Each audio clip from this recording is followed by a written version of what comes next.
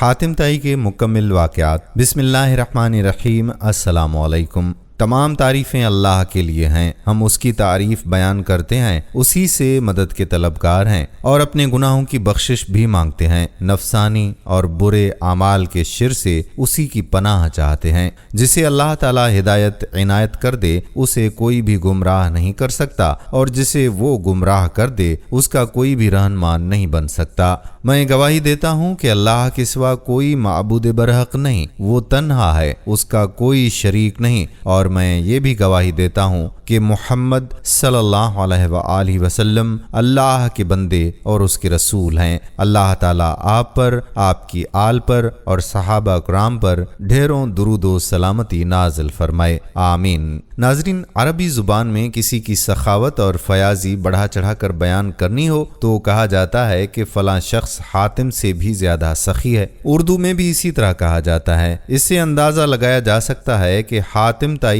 اپنی سخاوت اور خدمت خلق کی وجہ سے مشہور تھے۔ حاتم طائی کی سخاوت کے قصوں سے انہیں افسانی شخصیت بنا دیا۔ پاکستان سمیت بر صغیر میں حاتم طائی کی سخاوت ضرب المثل بن گئی ہے۔ پاکستان اور انڈیا میں ان کی شخصیت پر فلمیں اور ڈرامے بنے اور کتابیں لکھی گئیں۔ حاتم طائی کے بارے میں بہت سی ایسی باتیں ہیں جن سے عوام الناس واقف نہیں ہے۔ ہم اپنی آج کی اس ویڈیو میں آپ کو حاتم طائی کے متعلق مکمل تفصیل سے بتائیں گے۔ وہ کون تھا، اس کا تعلق کس قبیلے سے تھا، اس کی وفات کب اور کیسے ہوئی، اس کی سخاوت کے کچھ دلچسپ واقعات بھی آج کی اس ویڈیو میں آپ کو سنائیں گے۔ اس کے علاوہ آپ کو یہ بھی بتائیں گے کہ نبی کریم صلی اللہ علیہ وآلہ وسلم نے حاتم طائی کی بیٹی کے ساتھ کیا معاملہ کیا، اور حاتم طائی کے بیٹے عدی بن حاتم کے قبول اسلام کے متعلق بھی آپ کو بتائیں گے۔ ان سب چیزوں کے بارے میں جاننے کے لیے ویڈیو کو اسکپ کیے بغیر آخر تک جڑے رہیے گا۔ ناظرین گرامی، عرب میں اسلام سے پہلے جہاں ہر طرف برائیاں ہی برائیاں تھیں، وہاں کچھ اچھے لوگ بھی موجود تھے، جن میں سے ایک حاتم طائی بھی تھے۔ حاتم کے بارے میں بے شمار کہانیاں بیان کی گئی ہیں، جن میں سے اگر مبالغہ نکال بھی دیا جائے تو پھر بھی حقیقت یہی ہے کہ حاتم کی سخاوت ضرب المثل ہے۔ حاتم طائی عرب کے ایک مشہور قبیلے تے کے سردار تھے، اسی وجہ سے اس کو حاتم طائی کہتے ہیں۔ حاتم طائی کی امتیازی خصوصیت اس کی سخاوت تھی، لیکن یہ بات بہت کم لوگوں کو معلوم ہے کہ حاتم طائی کا آبائی علاقہ سعودی عرب میں ہے۔ حاتم طائی اپنے قبیلے تے کا سردار اور ایک اچھا شاعر بھی تھا۔ حاتم ابن عبداللہ بن سعد بن اقسم بن ابی اقسم الطائی کا والد بچپن میں فوت ہو گیا تھا۔ اس کی ماں نے اس کی پرورش کی اور وہ بڑی دولت مند خاتون تھیں اور نہایت ہی فیاضی والی تھیں۔ اپنی تمام ملکیتی چیز سخاوت کر دیتی تھیں۔ ایک دفعہ اس کے بھائیوں نے اس کا تمام مال روک لیا اور اسے 1 سال تک قید میں رکھا۔ انہوں نے سوچا کہ اسے فاقے کا مزہ چکھائیں اور مال و دولت کی قدر و قیمت بتائیں، اور جب اسے چھوڑا تو اس کے مال میں سے اسے تھوڑا سا حصہ دیا۔ اتنے میں بنو حوازن کی ایک تنگ دست خاتون اس کے پاس فریاد لے کر آئی تو اس نے وہ سارا مال اسے دے دیا اور کہنے لگی کہ جب میں نے بھوکا رہ کر اس کی تکلیف دیکھی ہے، اس وقت سے میں نے قسم کھا لی ہے کہ کسی سائل سے کوئی چیز نہ چھپاؤں گی۔ اس سخی ماں نے حاتم کی تربیت کی اور اس عادت کا اسے وارث بنایا اور اسے سخاوت کا دودھ پلایا۔ وہ جوان ہو کر بڑا سخی بنا۔ وہ سخاوت سے ہی دل بہلاتا اور اس میں اس قدر مبالغہ کرنے لگا کہ جنون کی حد تک پہنچ گیا۔ یہ اپنے دادا کے پاس رہا کرتا تھا۔ چھوٹی سی عمر تھی، اپنا کھانا لے کر باہر نکل جاتا۔ اگر کوئی کھانے والا ساتھ مل جاتا تو ساتھ مل کر کھا لیتا، ورنہ اپنا کھانا پھینک آتا۔ حاتم کا دادا ایسی سخاوت کو ناپسند کرتا، چنانچہ دادا نے اسے اونٹوں کی نگرانی پر لگا دیا۔ ایک دن عبید بن الابرس، بشیر بن ابی حازم اور نابغہ زبیانی نعمان کے پاس جاتے ہوئے اس کے پاس سے گزرے اور اسے مہمانی کا مطالبہ کیا۔ اس نے ہر ایک کے لیے ایک ایک اونٹ ذبح کیا، حالانکہ حالانکہ وہ انہیں جانتا بھی نہیں تھا۔ جب انہوں نے اپنے نام بتائے تو سارے اونٹ ان میں تقسیم کر دیے۔ وہ تقریباً 300 تھے اور خوشی خوشی گھر آیا، دادا کو مبارکباد دی، کہنے لگا کہ میں نے دائمی عزت و مجد کا ہار آپ کے گلے میں ڈال دیا ہے۔ پھر جو کچھ ہوا پورا قصہ سنایا اور دادا نے یہ معاملہ سن کر کہا کہ اب تو میرے ساتھ نہیں رہ سکتا۔ حاتم نے کہا کہ مجھے اس کی کوئی پرواہ نہیں ہے، پھر یہ اشعار کہے کہ میں تنگ دستی اور ناداری میں لوگوں سے اجتناب کرتا ہوں اور مالداری کی حالت میں ان کے ساتھ مل جل کر رہ سکتا ہوں اور اپنے سے غیر آہنگ شکل ترک کر دیتا ہوں۔ میں اپنے مال کو اپنی عزت و آبرو کے لیے ڈھال بنا لیتا ہوں اور جو بچ رہتا ہے مجھے اس کی پرواہ نہیں۔ مجھے اس کا کوئی نقصان نہیں ہوا کہ سعد یعنی دادا اپنے اہل و عیال کو لے کر چلا گیا اور مجھے گھر تنہا چھوڑ دیا کہ میرے ساتھ میرے گھر والے نہیں ہیں۔ حاتم کی سخاوت کے چرچے گھر گھر عام ہو گئے اور اس کی سخاوت و فیاضی کی داستانیں ضرب المثل بنتی رہیں، اور اس زمن میں بڑے بڑے عجیب و غریب قصے بیان کیے جاتے ہیں جن میں اکثر صرف ذیب داستان کے لیے بڑھا چڑھا دیے گئے ہیں۔ حاتم کی سخاوت کے قصے اسی طرح بنائے گئے ہیں جس طرح امیہ کے اشعار دین کے بارے میں، انترا کے فخر و حماسہ میں، ابو العتاہیہ کے زہد میں اور ابو نواس کے فحش و بے حیائی میں گھڑ لیے گئے ہیں۔ پہلے وہ کسی مقصد کے لیے شعر کہتے ہیں، پھر وہ جس کے مضامین اور اسلوب سے مطابقت رکھتے ہوئے اس شاعر سے منسوب کر دیتے ہیں۔ ابن عربی کے مطابق حاتم ہر میدان میں کامیاب ہوتا ہے، جب جنگ کرتا تو وہ غالب آ جاتا، جب وہ مقابلہ کرتا ہے تو سبقت لے جاتا ہے، جب وہ جوا کھیلتا ہے تو وہی جیتتا ہے، جب ماہ رجب کا چاند نظر آتا یعنی جاہلیت میں خاندان مضر رجب کے مہینے کو بہت باعزت اور محترم گردانتے تھے۔ حاتم ہر روز 10 اونٹ ذبح کرتا اور لوگوں کو کھانا کھلاتا اور لوگ اس کے پاس جمع ہو جاتے تھے۔ حاتم نے نوار نامی عورت سے شادی کی، پھر یمن کے بادشاہ کی بیٹی معاویہ بنت افرز سے نکاح کیا۔ ان دونوں بیویوں سے اس کے 3 بچے عبداللہ، صفانہ اور ادی پیدا ہوئے۔ آخر دونوں نے اسلام کا زمانہ پایا اور اسلام سے فیض یاب ہوئے۔ ان کی مکمل داستان آگے چل کر آپ کو تفصیل سے بتائیں گے۔ ناظرین، جیسا کہ ہم تذکرہ کر چکے ہیں کہ حاتم طائی اپنی سخاوت اور خدمت خلق کی وجہ سے مشہور تھا۔ اس کی سخاوت کے چرچے دور دور تک پھیلے ہوئے تھے۔ اس زمانے میں عرب کا حکمران نوفل تھا۔ نوفل نے جب دیکھا کہ ہر طرف حاتم کے ہی چرچے ہو رہے ہیں، ہر کوئی اس کی نیکی اور اچھائی کے گن گاتا ہے، ہر ضرورت مند مدد کے لیے حاتم ہی کے پاس جاتا ہے، تو وہ حاتم کا دشمن بن گیا۔ دشمنی کی وجہ صرف یہ تھی کہ بادشاہ کے بجائے ہر کوئی حاتم کی تعریف کرتا تھا، حاتم کی سخاوت کے قصے بیان کرتا تھا۔ وہ حاتم سے جلتا تھا کہ بادشاہ ہوتے ہوئے بھی حاتم کی شہرت اس سے زیادہ ہے۔ بادشاہ نے حسد کا شکار ہو کر حاتم کو ختم کرنے کا پروگرام بنا ڈالا اور اس نے اپنی فوج کے ساتھ حاتم کے علاقے پر حملہ کر دیا۔ حاتم کو یہ جان کر دکھ ہوا کہ بادشاہ نے ایک بہت بڑی فوج کے ساتھ اس کے علاقے پر حملہ کر دیا ہے۔ حاتم نے یہ سوچ کر کہ اس کی وجہ سے خون خرابہ ہوگا، بے گناہ لوگ مارے جائیں گے، اس نے اپنا شہر چھوڑنے کا فیصلہ کر دیا۔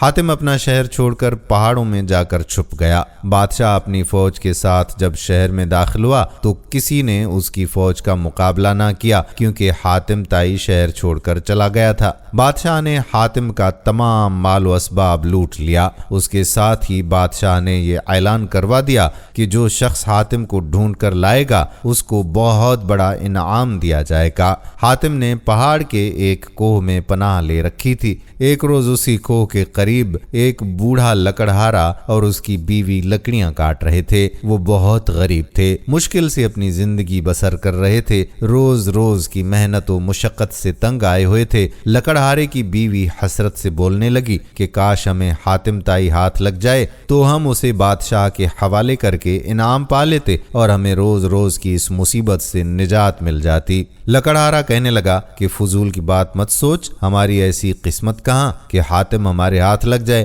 اور ہم انعام لے کر آرام سے زندگی بسر کر سکیں۔ ہمارے نصیب میں تو یہی لکھا ہے کہ ہم جنگل سے لکڑیاں کاٹیں، سر پر رکھ کر شہر لے جائیں اور ان کو فروخت کر کے اپنا پیٹ بھر لیں۔ حاتم طائی وہاں چھپا بیٹھا تھا، یہ باتیں سب سن رہا تھا۔ یہ سوچ کر حاتم دل میں خوش ہوا کہ چلو اس بے سر و سامانی کی حالت میں بھی کسی کے کام آ سکتا ہوں۔ چنانچہ وہ کھول سے باہر آیا اور بوڑھے میاں بیوی سے بولا کہ میں ہی حاتم ہوں، مجھے بادشاہ کے پاس لے چلو اور اس کے حوالے کر کے انعام حاصل کر لو، جلدی کرو، اگر کسی اور نے مجھے دیکھ لیا تو پھر تم ہاتھ ملتے رہ جاؤ گے۔ حاتم کی باتیں سن کر لکڑہارا بولا، بھائی تمہارا بہت شکریہ، بے شک ہم غربت کے ستائے ہوئے ہیں، مگر ہم اتنے ظالم نہیں کہ تمہیں بادشاہ کے حوالے کر کے انعام حاصل کریں۔ ہم اسی طرح محنت اور مزدوری کر کے زندگی کے دن کاٹ لیں گے، اپنے آرام کی خاطر ہم یہ ظلم نہیں کریں گے۔ حاتم نے کہا کہ ارے بھائی یہ ظلم نہیں،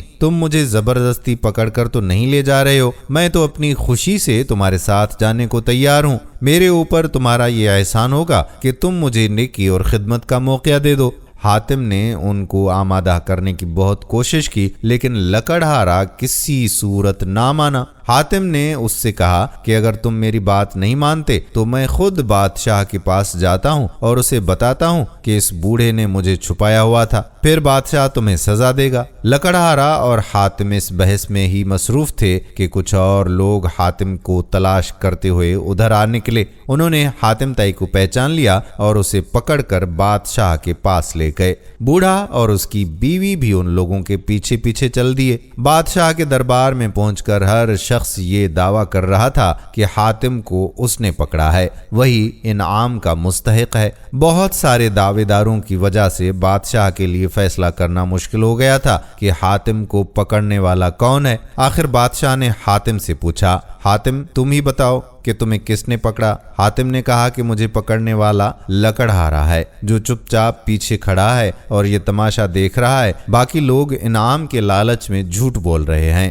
لکڑہارا بولا کہ حضور والا، سچ تو یہ ہے کہ میں بھی حاتم کو پکڑ کر نہیں لایا، بلکہ یہ خود آیا۔ پھر لکڑہارے نے بادشاہ سلامت کو تفصیل سے بتایا کہ کس طرح لکڑیاں کاٹتے وقت اس کی بیوی نے کہہ دیا تھا کہ اگر حاتم ان کو مل جائے تو وہ اسے بادشاہ کے حوالے کر کے انعام پائیں اور مصیبت کی زندگی سے نجات پائیں۔ حاتم ہماری باتیں سن کر پہاڑ کی کوہ سے نکل آیا اور اصرار کرنے لگا کہ ہم اسے بادشاہ کے پاس لے جائیں اور انعام پائیں۔ ہم جب حاتم کو کسی طرح بھی لانے پر تیار نہ ہوئے تو وہ خود ہی آپ کے پاس آنے کے لیے چل پڑا، دوسرے لوگ تو ویسے ہی چل پڑے تھے۔ اب یہ سب انعام کی خاطر جھوٹ بول رہے ہیں۔ بادشاہ کو جب حقیقت معلوم ہوئی تو اس نے حاتم سے کہا کہ حاتم، میں تمہاری شہرت سے تمہارا دشمن بن گیا تھا، مجھے اپنے کیے کا افسوس ہے۔ تم واقعی عظیم انسان ہو جو ہر حال میں دوسروں کی مدد اور خدمت کے لیے تیار رہتے ہو۔ میں تم سے اپنے کیے کی معافی مانگتا ہوں۔ اس کے بعد بادشاہ نے لکڑہارے کو انعام دیا اور جھوٹے دعوے داروں کو سزا دی اور حاتم کا سارا علاقہ اسے واپس کرنے کا اعلان کر دیا۔ ناظرین، حاتم تائی کے گھر کوئی بھی مہمان آ جاتا، وہ اس کی عزت و تکریم میں کوئی کسر نہ چھوڑتے، بلکہ وہ خود مہمانوں کی تلاش میں لگے رہتے تھے اور آگ روشن کر کے ان کو آوازیں دیا کرتے تھے، بلکہ اپنے غلام کو خوشخبری دیتے تھے کہ اگر اس آگ کی وجہ سے کوئی مہمان ہمارے گھر آ گیا تو تم آزاد ہو جاؤ گے۔ حاتم تائی کی سخاوت کے لیے ایک قصہ اس طرح سے بھی بیان کیا جاتا ہے کہ روم کے بادشاہ کے دربار میں ایک دن حاتم تائی کی سخاوت کا تذکرہ ہوا۔ ایک شخص نے بتایا کہ حاتم تائی کے پاس عمدہ نسل کا ایک گھوڑا ہے، خوبصورت اتنا ہے کہ جو بھی دیکھتا ہے اس کی تعریف کیے بغیر نہیں رہتا۔ حاتم تائی کی تعریف سن کر بادشاہ نے کہا کہ جب تک کسی آدمی کو آزمایا نہ جائے اس وقت تک اس کے بارے میں کوئی رائے قائم کرنا عقل کے خلاف ہے۔ بادشاہ نے وزیر سے کہا کہ جاؤ اور حاتم تائی کی سخاوت کے بارے میں ہمیں معلومات فراہم کرو اور اس سے کوئی ایسی چیز طلب کرو جو اس کی نظر میں سب سے زیادہ قیمتی ہے۔ ایک درباری نے کہا کہ حاتم تائی کے لیے سب سے زیادہ عزیز اور سب سے زیادہ قیمتی چیز ایک تیز رفتار گھوڑا ہے۔ بادشاہ کو درباری کی یہ بات پسند آئی اور اس نے وزیر سے کہا کہ تم حاتم تائی کے پاس جاؤ اور اس سے اس کا گھوڑا مانگو، اگر وہ گھوڑے کا ایثار کر دیتا ہے تو حاتم تائی یقیناً سخی ہے۔ وزیر اور بادشاہ کے درباری منزلیں طے کرتے ہوئے رات کے وقت حاتم تائی کے گھر پہنچے۔ جس وقت یہ لوگ وہاں پہنچے تو موسلا دھار بارش ہو رہی تھی۔ گھوپ اندھیرے میں بادلوں کی گرج چمک ماحول کو خوفناک بنا رہی تھی۔ ایسے خراب موسم میں گھر سے نکلنا بھی ممکن نہیں تھا۔ مہمانوں کے کھانے کا انتظام کرنا مشکل کام تھا، لیکن حاتم تائی نے میزبانی کا حق ادا کیا اور مہمانوں کی تواضع اور آرام و آسائش کا پورا انتظام کر دیا۔ دسترخوان پر لذیذ بھنا ہوا گوشت کھا کر مہمان خوش ہوئے اور انہوں نے اپنے اندر سفر کی تھکان کی جگہ توانائی محسوس کی اور گہری نیند سو گئے۔ صبح کے وقت بارش تھم چکی تھی اور فضا گرد و غبار سے صاف ہو گئی تھی، درخت دھلے ہوئے تھے، ہوا ٹھنڈی تھی، ایسا محسوس ہو رہا تھا کہ آکسیجن گھونٹ گھونٹ کر اندر اتر رہی ہے۔ ناشتے کے دوران وزیر نے مہمان نوازی کا شکریہ ادا کیا اور آنے کا مقصد بیان کیا۔ وزیر نے کہا کہ ہمارے بادشاہ کے سامنے آپ کے گھوڑے کی بہت تعریف کی گئی ہے، بادشاہ چاہتا ہے کہ آپ اپنا گھوڑا بادشاہ کی خدمت میں نظر کر دیں۔ وزیر کی بات سن کر حاتم تائی افسوس کے ساتھ ہاتھ ملنے لگے اور افسردہ ہو کر بولے، اگر آپ گھوڑا لینے آئے تھے تو یہ بات آتے ہی مجھے بتا دینی چاہیے تھی، لیکن اب میں مجبور ہوں اس لیے کہ میرا گھوڑا اس دنیا میں نہیں ہے۔ پوری رات طوفانی بارش برستی رہی، میرے لیے ممکن نہیں تھا کہ اتنے سارے لوگوں کے کھانے کا انتظام کر سکوں۔ یہ بھی ممکن نہ تھا کہ گاؤں گوٹ سے ضیافت کے لیے کوئی جانور منگوا سکتا، لہٰذا میں نے گھوڑے کو ذبح کر دیا اور اس کا بھنا ہوا گوشت دسترخوان کی زینت بن گیا۔ وزیر حاتم تائی کی بات سن کر حیران رہ گیا۔ بادشاہ کو جب یہ سارا واقعہ سنایا گیا تو بادشاہ نے بھی حاتم تائی کی سخاوت کی تعریف کی۔ ناظرین، قبیلہ بنی تے کے سردار حاتم تائی کے بارے میں یوں رقم ہے کہ ایک بادشاہ نے حاتم تائی کی اتنی شہرت سنی کہ بادشاہ نے محسوس کیا کہ اس کی شہرت، اس کا نام اور اس کی عزت حاتم تائی سے کم ہے۔ بادشاہ کا دل بغض و عناد اور حسد سے بھر گیا تھا۔ اس کے دل میں وسوسہ در آیا کہ جب تک حاتم تائی زندہ ہے مجھے حاتم سے زیادہ عزت و شہرت نہیں ملے گی۔ تخریبی ذہن کو استعمال کر کے اس نے ایک مفسد، چالاک، جنگ پسند، لالچی اور کینہ تنیت شخص کو اس بات پر مامور کیا کہ وہ حاتم کو قتل کر کے اس کا سر لے آئے۔ یہ بے رحم شخص اپنے ترکش کو تیروں سے بھر کر اور تیز دھار تلوار کو میان میں رکھ کر اس ملک کی طرف روانہ ہو گیا جہاں حاتم تائی رہتا تھا۔ حاتم تائی کے علاقے میں پہنچ کر اس شخص کی ایک خوش گفتار، خوش مزاج اور پرسکون شخص سے ملاقات ہوئی۔ یہ شخص اس کو مسافر سمجھ کر اپنے گھر لے گیا اور ایسی پیار اور خلوص سے اس کی تواضع کی کہ یہ شخص اس کا گرویدہ ہو گیا۔ دوسرے دن مہمان نے جب رخصت ہونا چاہا تو خوش گفتار اور خوش اخلاق میزبان نے اصرار کیا کہ مہمان ابھی چند روز اور قیام کرے اور مزید خدمت کرنے کا موقع دے۔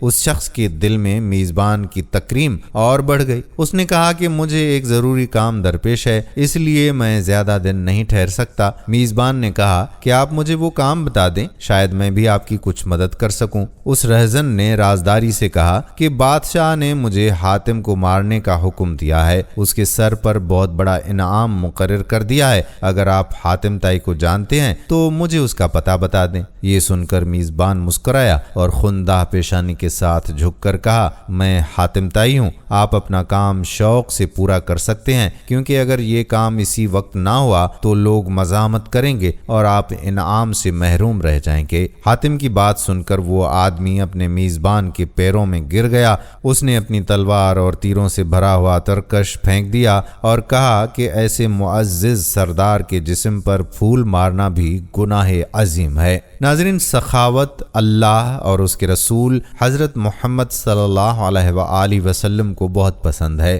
سورۃ محمد میں تو فرما دیا گیا کہ تم اگر اللہ کی راہ میں مال خرچ نہیں کرو گے اور بخل سے کام لوگے تو وہ تمہاری جگہ کسی اور قوم کو لے آئے گا۔ اللہ کے نزدیک بخل کا نتیجہ اشخاص اور اقوام دونوں کے لیے تباہی ہے۔ کشف المحجوب میں حضرت علی حجویری رحمۃ اللہ علیہ لکھتے ہیں کہ حضور اکرم صلی اللہ علیہ وآلہ وسلم نے فرمایا کہ سخی آدمی بہشت سے قریب اور دوزخ سے دور ہے، اور بخیل آدمی دوزخ کے نزدیک اور جنت سے بہت دور ہے۔ امام غزالی رحمۃ اللہ علیہ فرماتے ہیں کہ حضور صلی اللہ علیہ وآلہ وسلم کا ارشاد ہے، دو اخلاق ایسے ہیں جو اللہ تعالیٰ کو پسند ہیں، ان میں ایک سخاوت ہے اور دوسرا نیک خلقی۔ اللہ تعالیٰ کے اسماء حسنہ میں ایک غنی ہے اور اس سے مراد یہ ہے کہ وہ بے نیاز، بے پرواہ اور غیر محتاج ہے، یا دوسرے معنی میں صمد ہے۔ قرآن حکیم کی مختلف صورتوں میں اللہ تعالیٰ کی صفت غنی بیان ہوئی رہی ہے۔ سخاوت کے تناظر میں حاتم طائی کے ذکر کے بغیر بات مکمل نہیں ہوتی،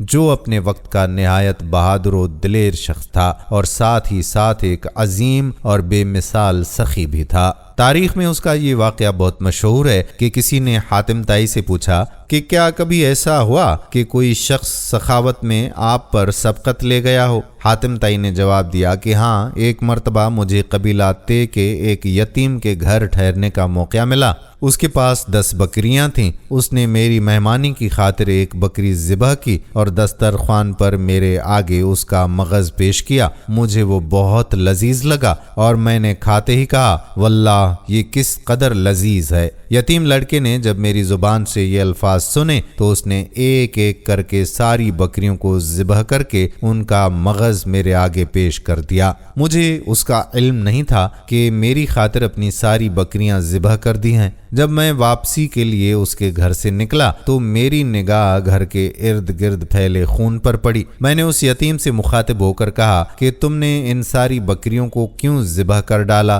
تو وہ کہنے لگا، سبحان اللہ، آپ جیسے میرے مہمان کو کوئی ایسی چیز اچھی لگے جو میرے قبضے میں ہو اور میں بخل سے کام لے کر آپ سے اسے روک رکھوں، یہ تو عربوں کی شان میں ایک گستاخی اور عیب ہوگا۔ حاتم طائی سے پوچھا گیا کہ پھر آپ نے بطور عوض اس یتیم لڑکے کو کیا دیا؟ حاتم طائی نے کہا کہ میں نے اس کو 300 سرخ اونٹنیاں اور 500 بکریاں دیں۔ ان سے کہا گیا تو پھر آپ اس سے بڑے سخی ہوئے؟ انہوں نے جواب دیا کہ نہیں، وہ مجھ سے زیادہ سخی ہے، کیونکہ اس نے اپنا سب کچھ لٹا کر سخاوت کی، جبکہ میں نے تو اپنے بہت سے مال میں سے تھوڑا سا خرچ کر کے سخاوت کی ہے۔ ناظرین گرامی، حاتم کی جود و سخا کا ایک اور واقعہ خود اس کی بیوی معاویہ نے بیان کیا ہے۔ وہ کہتی ہیں کہ ایک مرتبہ ایسی قحط سالی واقع ہوئی کہ اونٹ، گائے، بکری سب ہی ہلاک ہو گئے۔ ایک رات تو ہم نے بہت بھوک کے ساتھ گزاری۔ بس حاتم نے اپنے لڑکے عدی کو اور میں نے حاتم کی لڑکی صفانہ کو بہلانا شروع کیا،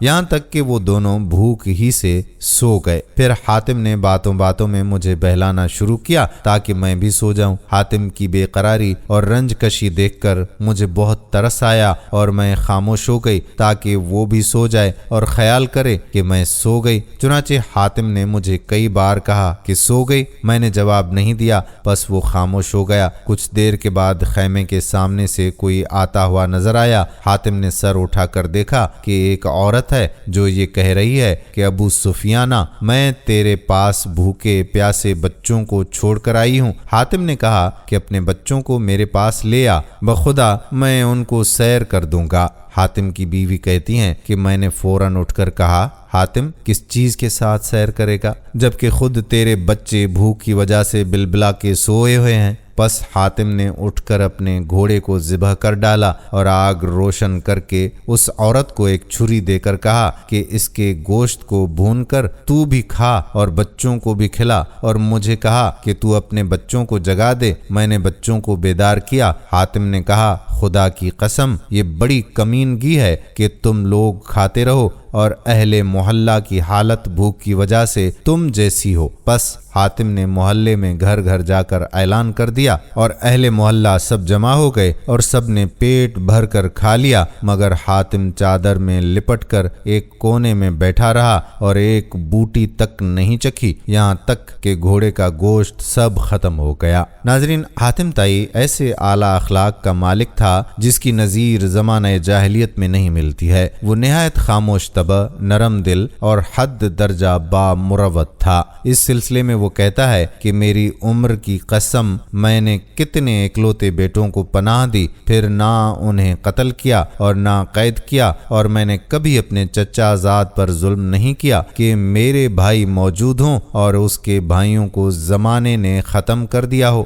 حاتم کی بیٹی صفانہ جب قیدیوں میں قید ہو کر آئی تو رسول اکرم صلی اللہ علیہ وآلہ وسلم کے سامنے کھڑی ہو کر رہائی کی درخواست کرتے ہوئے کہنے لگی کہ میرا باپ قیدیوں کو آزاد کرتا تھا، حقوق کی حفاظت کرتا تھا، مہمان نواز تھا اور مصیبت زدہ کی پریشانی کو دور کرتا تھا، کھانا کھلاتا تھا، اس نے ضرورت مند کو کبھی خالی ہاتھ نہ لوٹایا۔ تو رسول اللہ صلی اللہ علیہ وآلہ وسلم نے فرمایا کہ یہ صفات مومن کی ہیں، تیرا باپ اگر مسلمان ہوتا تو ہم ضرور اس پر رحمت بھیجتے، اور فرمایا اس کو چھوڑ دو کیونکہ اس کا باپ مکارم اخلاق کو پسند کرتا تھا۔ ناظرین، اگر حاتم طائی کی شاعری کی بات کی جائے تو یقیناً زبان دل کی ترجمان ہوتی ہے اور شاعری احساسات کا آئینہ ہوتی ہے۔ مذکورہ تفصیل میں حاتم طائی کے جو اخلاق و عادات کا ذکر کیا گیا اس کی شاعری میں اثر انداز اور رواں دواں نظر آتے ہیں۔ اس کے الفاظ آسان اور نرم، اس کا اسلوب پختہ اور محکم، اور اس کا موضوع اعلیٰ اور برتر ہے جس کی مثال بدوی شعراء میں بھی نہیں ملتی۔ اس کی بنا پر ابن العربی نے کہا تھا کہ اس کی سخاوت اس کی شاعری کے مشابہ ہے۔ اس کے کہنے کا مطلب یہ ہے کہ اس کی شاعری ٹھاٹھے مارتا ہوا سمندر ہے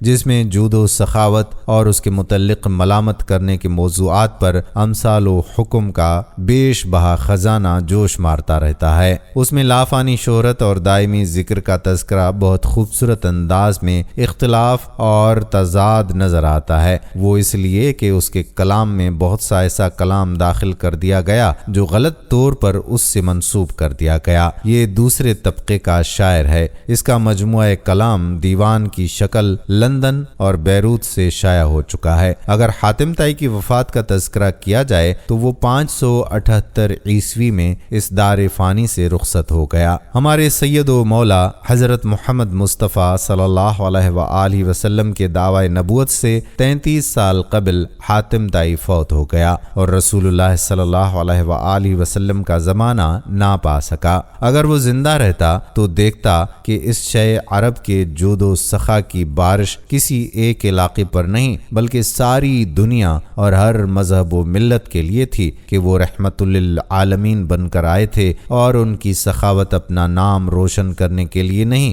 بلکہ محض اللہ اور ہمدردی خلق کی خاطر عام تھی کہ خود حاتم کا خاندان بھی اس سے محروم نہ رہا کہ عرب کے اس مشہور سخی کے خاندان پر بھی رسول کریم صلی اللہ علیہ وآلہ وسلم کے بڑے احسان ہیں۔ حاتم طائی کی وفات کے بعد اس کے قبیلے کی سلطنت کی ذمہ داری اس کے بیٹے عدی کو سونپ دی گئی اور پورے قبیلے نے اپنی آمدنی کا چوتھائی حصہ ان کے لیے مخصوص کر دیا اور ان کے حکمران بننے پر خوشی کا اظہار کیا۔ جب رسول اللہ صلی اللہ علیہ وآلہ وسلم نے اعلانیہ طور پر اسلام کی دعوت پیش کی اور عرب جوک در جوک حلقہ بگوش اسلام ہونے لگے تو یہ صورتحال دیکھ کر عدی نے خطرہ محسوس کیا کہ اگر عام لوگ اسی طرح سے آپ صلی اللہ علیہ وآلہ وسلم کی دعوت سے متاثر ہوتے رہے تو بالآخر ہماری سلطنت بھی جاتی رہے گی۔ اس لیے انہوں نے اسلام کی اشاعت روکنے کے لیے ہر حربہ استعمال کیا اور آپ صلی اللہ علیہ وآلہ وسلم سے بغض و عناد کی انتہا کر دی۔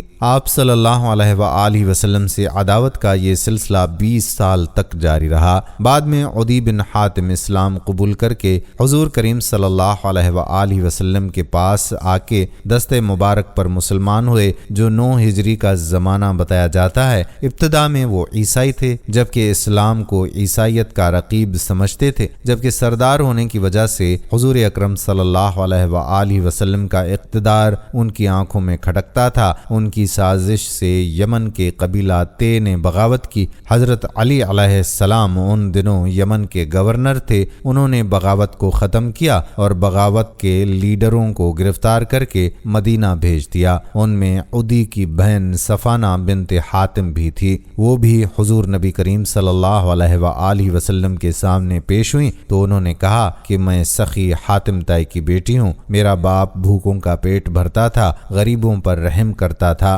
حضور نبی کریم صلی اللہ علیہ وآلہ وسلم نے فرمایا فرمایا تیرے باپ میں مسلمانوں کی سی خوبیاں تھیں۔ عدی کی بہن نے آپ صلی اللہ علیہ وآلہ وسلم سے پھر عرض کیا کہ میری آپ سے ایک درخواست ہے۔ آپ صلی اللہ علیہ وآلہ وسلم اس کو قبول فرما کر مجھ کو شکریہ کا موقع دیجیے۔ نبی کریم صلی اللہ علیہ وآلہ وسلم نے فرمایا وہ کیا ہے؟ عدی کی بہن نے کہا کہ میرے والد فوت ہو چکے ہیں، میرا محافظ یعنی بھائی بھاگ گیا ہے، آپ مجھ پر احسان فرمائیں یعنی آزاد کر دیں تو اللہ تعالیٰ آپ پر احسان فرمائے گا۔ میرا بھائی آپ کی فوج سے خوفزدہ ہو کر شام کے علاقے میں بھاگ گیا ہے، آپ مجھ کو اجازت دیں تاکہ میں اس کو لے آؤں اور آپ صلی اللہ علیہ وآلہ وسلم اس کے لیے ایک امن نامہ لکھ دیجیے۔ یہ سن کر حضور نبی کریم صلی اللہ علیہ وآلہ وسلم چپ چاپ چلے گئے اور کچھ جواب نہیں دیا۔ دوسرے روز پھر وہاں سے آپ کا گزر ہوا تو پھر اس نے وہی درخواست دہرائی۔ آپ صلی اللہ علیہ وآلہ وسلم نے فرمایا تم جلدی کیوں کرتی ہو؟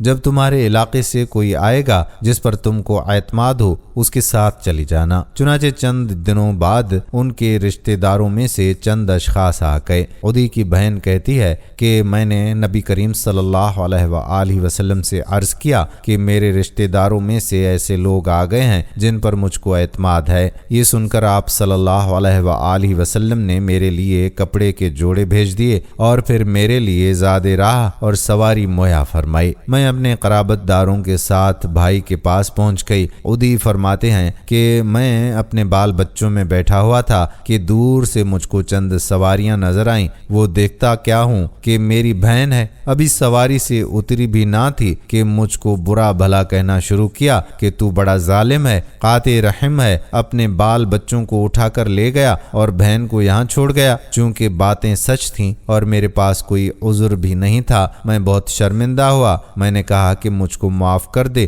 پھر میں نے اپنی بہن سے رسول اللہ صلی اللہ علیہ وآلہ وسلم کے متعلق استفسار کیا۔ انہوں نے کہا کہ میرا تو خیال ہے کہ تم جلدی ان کی خدمت میں حاضر ہو جاؤ، اگر وہ نبی ہیں تو تم کو جلد سبقت کرنی چاہیے اور اگر وہ بادشاہ ہیں تو تمہاری عزت میں کوئی فرق نہیں آئے گا۔ میں نے کہا کہ ٹھیک ہے اور میں ان کے ساتھ سوار ہو کر مدینہ پہنچ کر مسجد نبوی میں داخل ہوا۔ آپ صلی اللہ علیہ وآلہ وسلم مسجد نبوی میں تشریف فرما تھے۔ میں نے سلام کیا۔ آپ صلی اللہ علیہ وآلہ وسلم نے فرمایا کہ عدی بن حاتم طائی ہو، آپ مجھے اپنے ساتھ گھر لے چلیں۔ راہ میں ایک بڑھیا نے آپ صلی اللہ علیہ وآلہ وسلم سے باتیں شروع کی۔ آپ صلی اللہ علیہ وآلہ وسلم وہیں کھڑے رہے جب تک بڑھیا کی داستان ختم نہ ہوئی۔ میں نے سوچا کہ بادشاہ اس طرح ضعیفہ بڑھیا عورتوں کے روکنے سے نہیں رکا کرتے، محمد بادشاہ نہیں ہے۔ گھر میں داخل ہوئے، جس گدے پر آپ صلی اللہ علیہ وآلہ وسلم بیٹھا کرتے تھے میری طرف سرکا دیا۔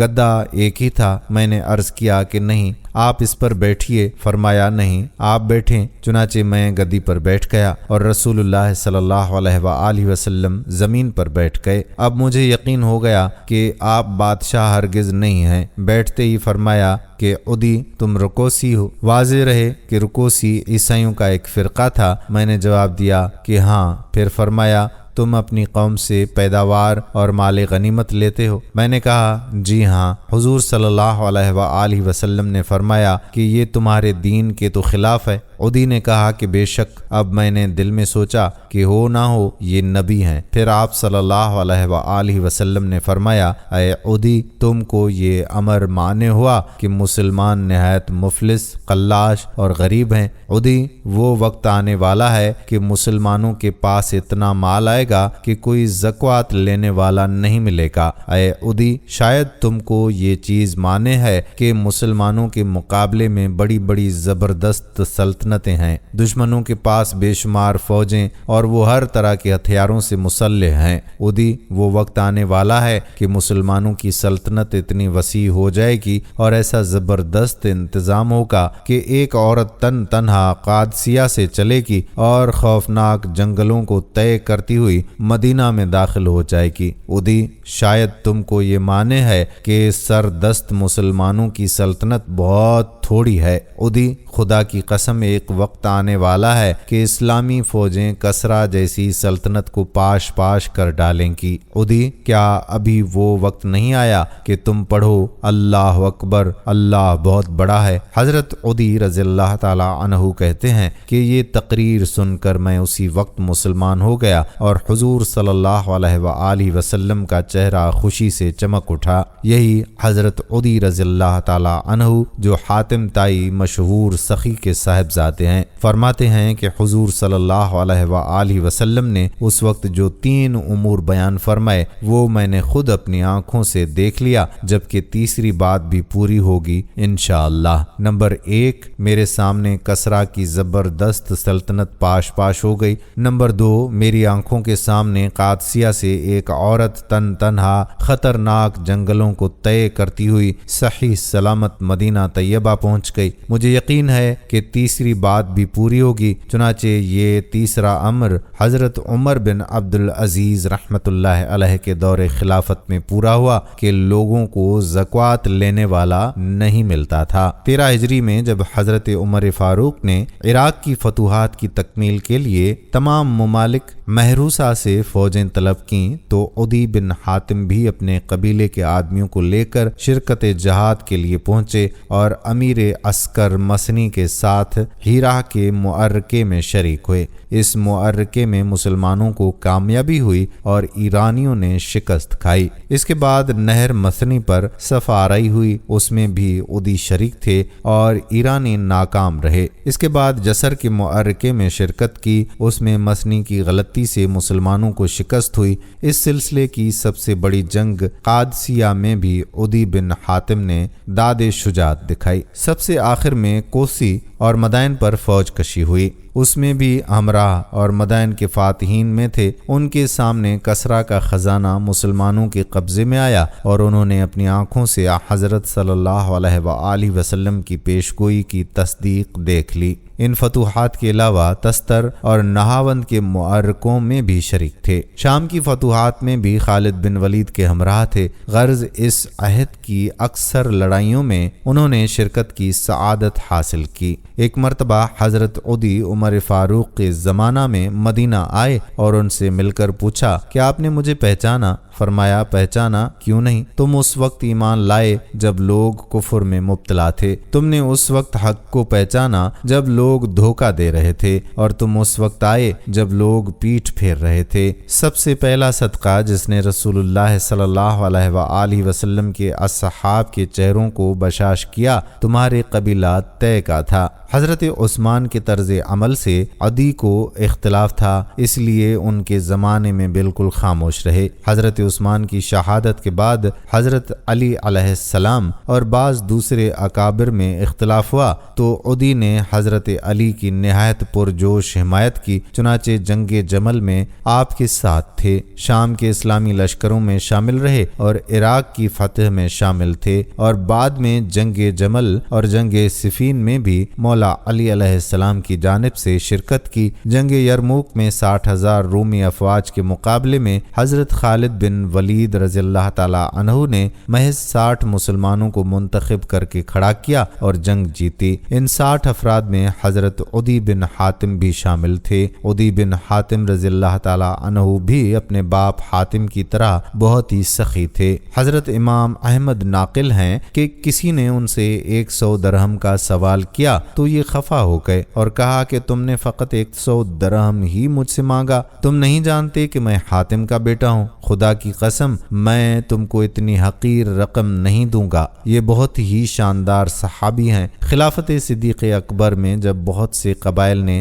اپنی زکوٰۃ روک دی اور بہت سے مرتد ہو گئے تو یہ اس دور میں بھی پہاڑ کی طرح اسلام پر ثابت قدم رہے اور اپنی قوم کی زکوٰۃ لا کر بارگاہ خلافت میں پیش کی اور عراق کی فتوحات اور دوسرے اسلامی جہادوں میں مجاہدین کی حیثیت سے شریک ہوئے اور سن 48 ہجری میں 120 برس کی عمر پا کر وصال فرمایا اور صحاح ستہ کی ہر کتاب میں آپ رضی اللہ تعالی عنہ کی روایت کردہ حدیثیں مذکور ہیں۔ بعض روایات کے مطابق حضرت عدی رضی اللہ تعالی عنہ نے 120 سال کی عمر پا کر 68 ہجری میں مختار ثقفی کے دور میں کوفہ میں انتقال فرمایا۔ عدی بن حاتم کو آخری زمانے میں شرف اسلام ہوئے، تاہم چونکہ حضرت اور شیخین کے پاس برابر آتے جاتے رہتے تھے، خصوصاً مولا علی علیہ السلام کے ساتھ ان کے تعلقات بہت زیادہ تھے، اس لیے وہ مذہبی علوم سے بھی بہراور تھے۔ ان کی 66 روایتیں حدیث کی کتابوں میں موجود ہیں، ان میں سے 6 متفقہ علیہ ہیں اور 3 میں امام بخاری اور 2 میں امام مسلم منفرد ہیں۔ ناظرین، عدی بن حاتم اپنی قوم کے معزز سردار تھے۔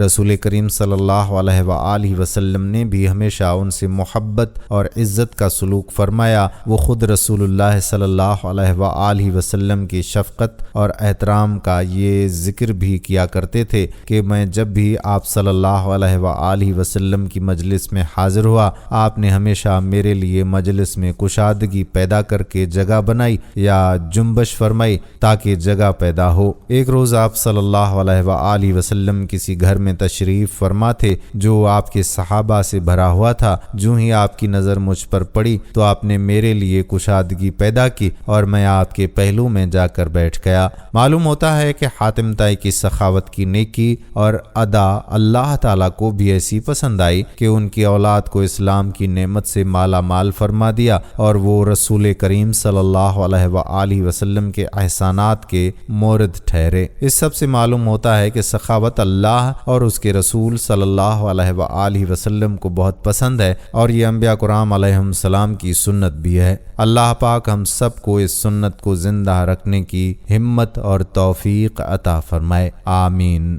ناظرین، یہ تھی ہماری آج کی ویڈیو۔ ہم امید کرتے ہیں کہ حاتم طائی کی سخاوت کے بارے میں یہ ویڈیو آپ کو ضرور پسند آئی ہوگی۔ آپ سے گزارش ہے کہ ہمارے چینل کو سبسکرائب ضرور کر لیں اور ساتھ ہی لگے بیل کے بٹن کو بھی پریس کر لیں۔ اس ویڈیو کو لائک بھی کریں۔ اگر آخر تک جڑے رہے ہیں تو کمنٹس میں لکھیے کہ آپ نے مکمل ویڈیو دیکھی اور یہ ویڈیو کیسی لگی وہ بھی ضرور بتائیے گا۔ اب آنے والی ویڈیو تک اپنے میزبان قادر بخش کلہوڑو کو اجازت دیجیے۔ فی امان اللہ۔ السلام علیکم ورحمۃ اللہ وبرکاتہ۔